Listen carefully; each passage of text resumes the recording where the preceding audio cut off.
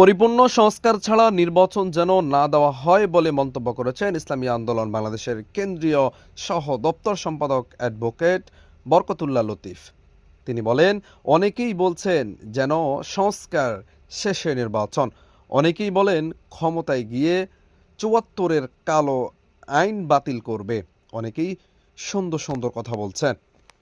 নির্বাচনের পর ক্ষমতায় গেলে তা বেমালুম ভুলে যায়।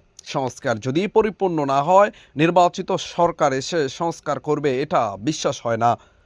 শনিবার সন্ধ্যায় লক্ষ্মীপুরে একটি কল্যাণময় সমাজ ও রাষ্ট্র বিনির্মাণে মাহে রমজানের ভূমিকা শীর্ষক আলোচনা সভা ও ইফতার মাহফিলে প্রধান অতিথির বক্তব্যে তিনি এসব কথা বলেন। ইসলামী আন্দোলন বাংলাদেশ লক্ষ্মীপুর জেলা কমিটির ব্যানারে এই আয়োজন করা হয়। বরকতুল্লাহ বলেন, সংস্কার ১০০-১০০ বাস্তবায়ন পরেই আমরা নির্বাচন চাই।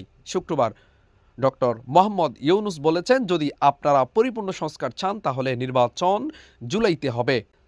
৬ মাস পেছালে সমস্যা নাই। ৬ মাস পেছিয়ে যদি সংস্কার পরিপূর্ণ হয় তাহলে আমাদের যে কাঙ্ক্ষিত বাংলাদেশ সেটি আমরা প্রত্যাশা করতে পারি। আর যেন তেন সংস্কারে যদি ডিসেম্বরে নির্বাচন হয়ে যায় তাহলে সেই কাঙ্ক্ষিত বাংলাদেশ আমরা পাব না।